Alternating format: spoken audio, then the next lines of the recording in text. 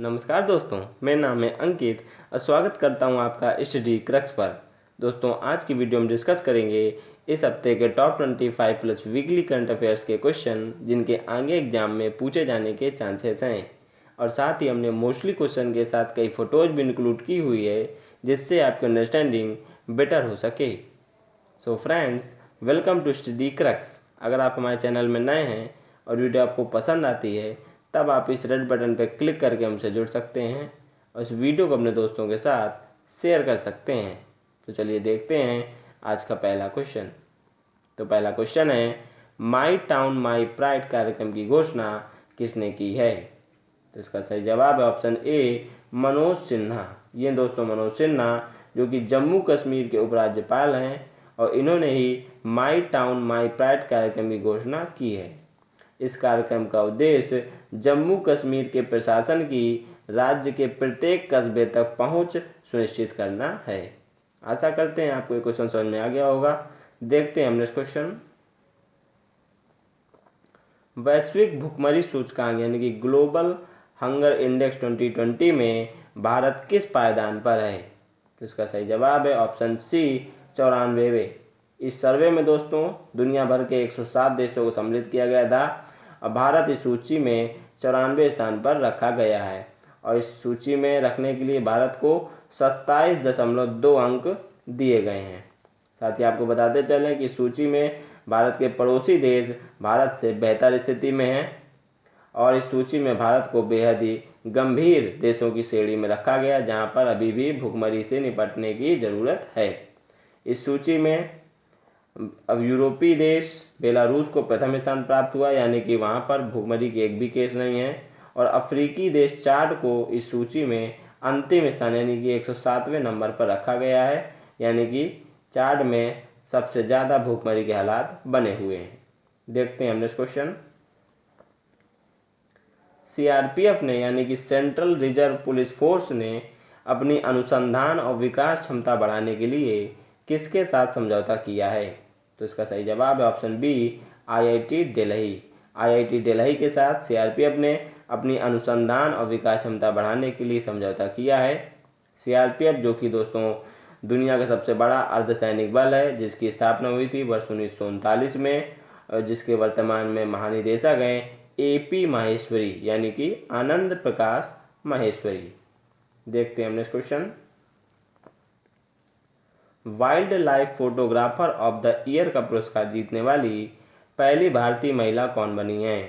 तो इसका सही जवाब है ऑप्शन ए, ऐश्वर्या श्रीधर। ये दोस्तों ऐश्वर्या श्रीधर जिन्होंने अपने कैमरे से वनों की जंगलों की बेहद ही खूबसूरत फोटो को कैमरे में कैद किया है जिसके लिए इन्हें wild life photographer of the year का पुरस्कार दिया गया है और ये पुरस्कार प्राप्त करने वाली ये पहली भारतीय महिला बन गई हैं। देखते हैं नेक्स्ट क्वेश्चन।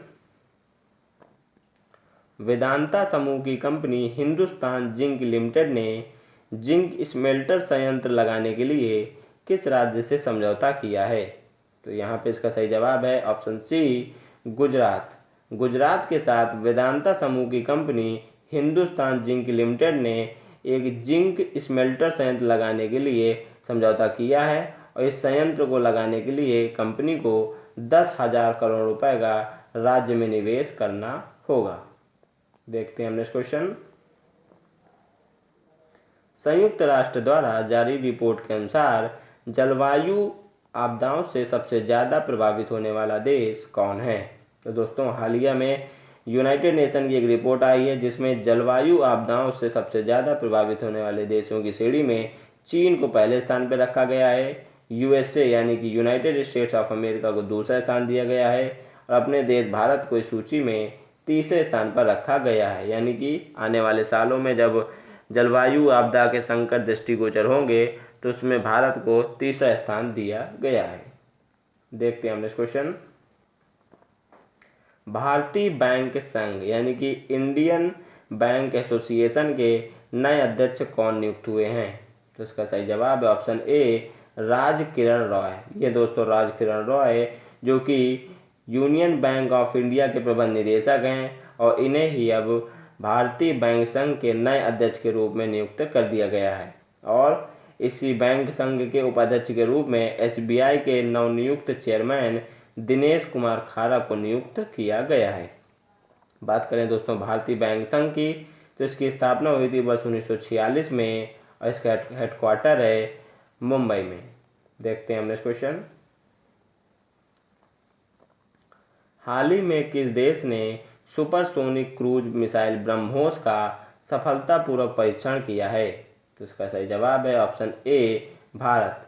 भारत ने आईएनएस चेन्नई पोत से सुपरसोनिक क्रूज मिसाइल ब्रह्मोस का सफलतापूर्वक परीक्षण किया है। साथ ही आपको बताते चले कि ब्रह्मोस जो है भारत जो है रूस के सहयोग से निर्मित करता है, यानी कि ब्रह्मोस को बनाने में भारत और रूस दोनों देशों का संतुलित योगदान रहता है। देखते हैं हम नेक्स्ट क्वेश्चन।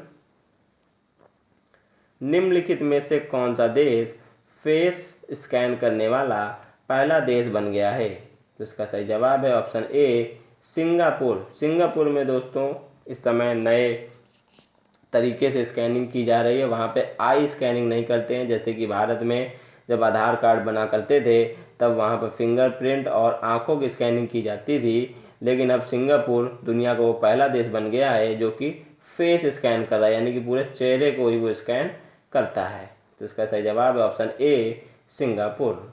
देखते हैं हम नेक्स्ट क्वेश्चन।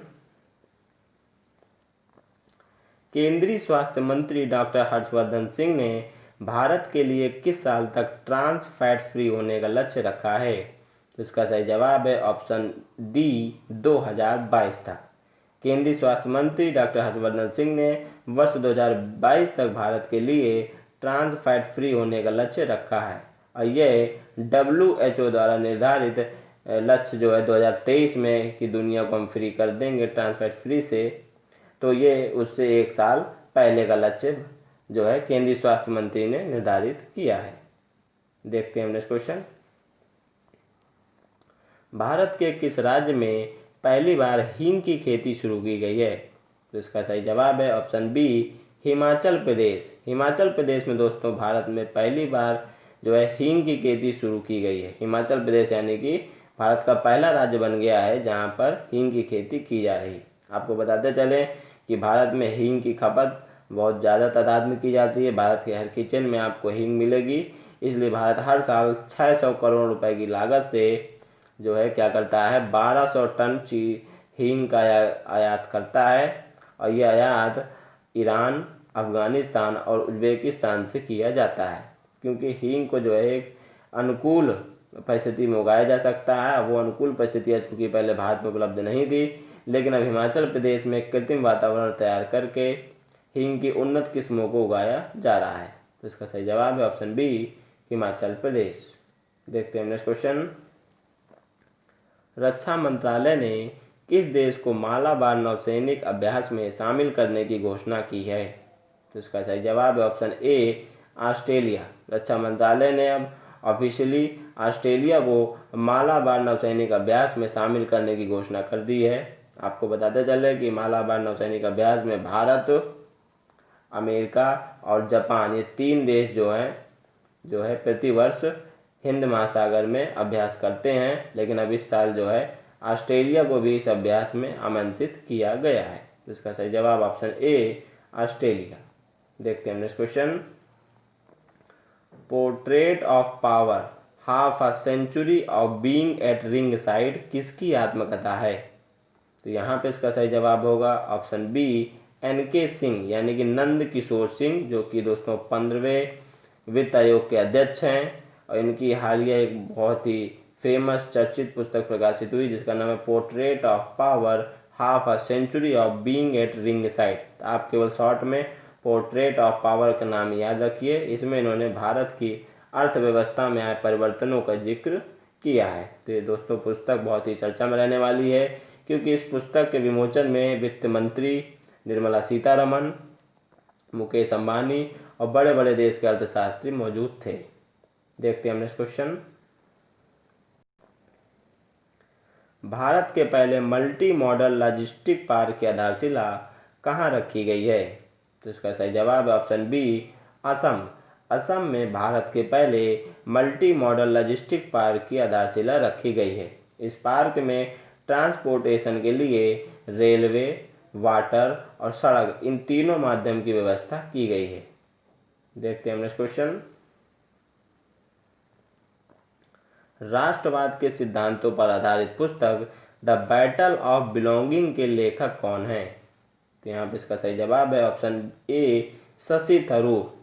दोस्तों, कांग्रेसी नेता और इससे पहले नौकरशाह रह चुके शशि थरूर की ये हालिया एक पुस्तक है जो कि राष्ट्रवाद के सिद्धांतों पर आधारित है। उसका नाम है द बैटल ऑफ बिलोंगिंग। तो आपको इस पुस्तक का नाम और शशि थरूर का नाम याद रखना चाहिए, क्योंकि शशि थरूर की भी प्रकाशित पुस्तकें चर्चा में बनी रहती हैं। नेक्स्ट क्वेश्चन है, डेनमार्क ओपन 2020 में महिला सिंगल का खिताब किसने जीता है? तो यहाँ पे इसका सही जवाब होगा option B, Nozomi Okuhara. Japan की ये प्लेयर हैं और इन्होंने ही डेनमार्क 2020 में महिला सिंगल्स का खिताब जीत लिया है। नेक्स्ट क्वेश्चन है, रिलायंस जियो ने हाल ही में किस देश में क्वालकॉम कंपनी के साथ मिलकर 5G तकनीक का सफल परीक्षण किया है? तो इसका सही जवाब है ऑप्शन ए, अमेरिका। रिलायंस जियो जो कि भारत में 4G के साथ अपने जो है धमक सुनिश्चित कर चुका है, अब 5G के लिए बहुत ही तेज़ी से काम कर रहा है और इसने जो है अमेरिकी कंपनी क्वालकॉम के साथ जो है इसकी टेक्नोलॉजी का एक सफल परीक्षण किया है। अब क्वालकॉम और जियो, इनका उद्देश्य है कि वर्ष 2021 तक ये क्रमशः भारत और अमेरिका में 5G टेक्नोलॉजी को पहुंचा दें। देखते हैं next question. Asia power index 2020 में किस देश को 100 में से 39.7 अंक के साथ चौथे स्थान पर रखा गया है? तो इसका सही जवाब है ऑप्शन डी, भारत। अपने देश भारत को 39.7 अंक के साथ इस इंडेक्स में चौथे स्थान पर रखा गया है और अमेरिका को 81.6 अंक के साथ इस सूची में पहला स्थान दिया गया है। दोस्तों, आपको बताते चलें कि इस इंडेक्स का मतलब है कि दुनिया भर का कौन सा देश जो है एशिया में अपना प्रभुत्व रखता है या एशिया में अपना प्रभाव रखता है, यानी कि एशिया में जो भी परिवर्तन होते हैं तो उस देश का जो है निर्णयों का असर एशिया में दिखाई पड़ता है। तो एशिया पावर इंडेक्स में अमेरिका को पहला स्थान दिया गया है, चीन को दूसरा स्थान दिया गया है, जापान को तीसरा स्थान दिया गया है और 39.7 अंक के साथ भारत को चौथे स्थान पर रखा गया है। देखते हैं नेक्स्ट क्वेश्चन। निम्न में से कौन सा राज्य कृषि कानून को लागू न करने वाला पहला राज्य बन गया है? यहाँ पे इसका सही जवाब होगा ऑप्शन बी, पंजाब। हालिया दोस्तों कैप्टन अमरिंदर सिंह की सरकार ने पंजाब की विधानसभा में 3 विधेयकों जो केंद्र स्तर से जो हाल ही में जिन पे कानून बना दिया गया है, तो इन कृषि कानूनों को लागू न करने के लिए विधेयक पारित किया है और इस विधेयक में ये कहा गया कि कोई भी व्यापारी अगर किसी किसान से MSP यानी कि मिनिमम सपोर्ट प्राइस से कम पर अगर फसल खरीदता है तो उसको 3 साल के लिए जेल में डाल दिया जाएगा। आशा करते हैं आपको क्वेश्चन समझ में आ गया होगा। देखते हैं नेक्स्ट क्वेश्चन। केंद्रीय स्वास्थ्य मंत्रालय तथा यूनिसेफ की पहल पर एनीमिया मुक्त भारत कार्यक्रम के तहत किस राज्य को सूची में पहला स्थान मिला है? तो यहाँ पे इसका सही जवाब है हरियाणा।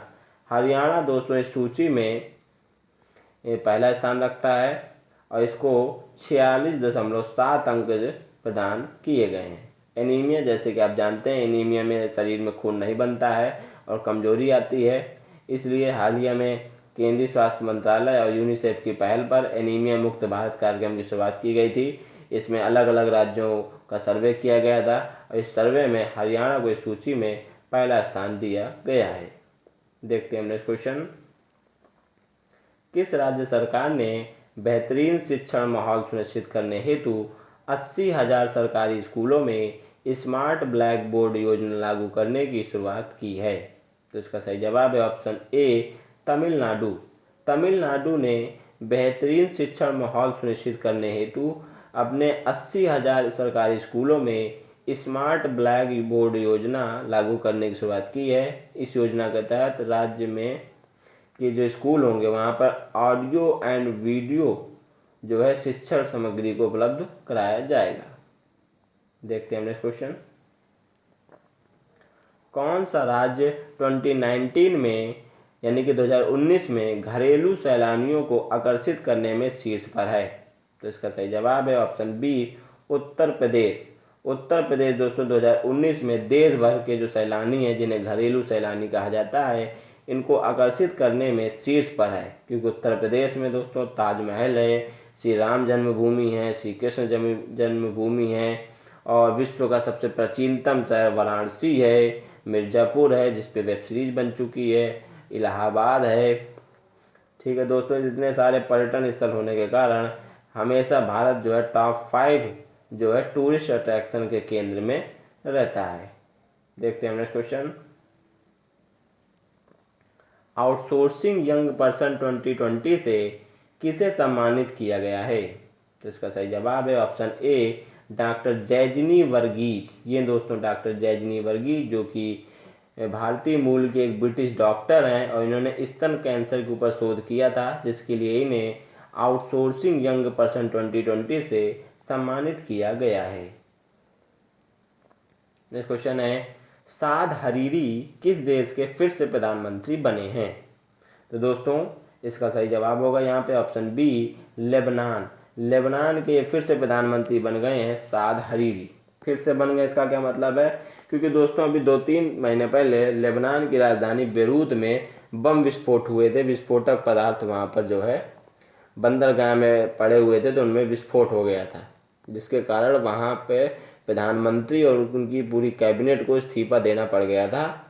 अब ये जो है फिर से लेबनान के प्रधानमंत्री नामित किए गए हैं, तो इनका आपको नाम याद रखना चाहिए, साद हरीरी। अब ये लेबनान की राजधानी बेरूत में बैठकर मुद्रा लेबनानी पौंड को अंतर्राष्ट्रीय स्तर पर मजबूत करने का प्रयास करेंगे। देखते हैं नेक्स्ट क्वेश्चन।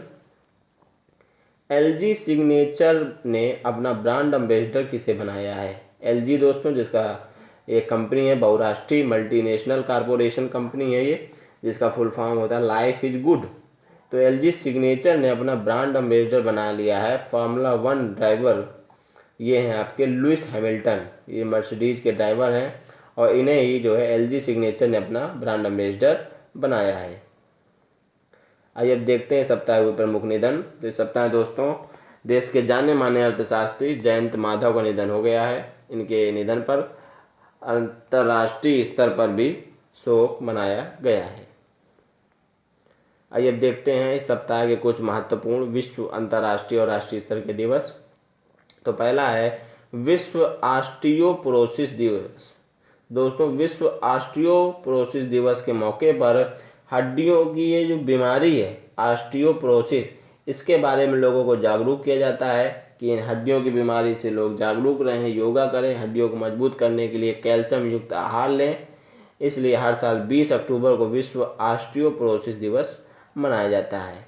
20 अक्टूबर को ही विश्व सांख्यिकी दिवस मनाया जाता है। ध्यान दें कि ये विश्व सांख्यिकी दिवस है, और 29 मई को जो है राष्ट्रीय सांख्यिकी दिवस मनाया जाता है पीसी महालनोबिस के जन्म दिवस पर। और 20 अक्टूबर को मनाया जाता है विश्व सांख्यिकी दिवस। और इस बार विश्व सांख्यिकी दिवस की थीम थी connecting the world with data we can trust, यानी कि आप वर्ल्ड को वो डाटा दें, वो आंकड़े दें जिस पर कि हम विश्वास कर सकें।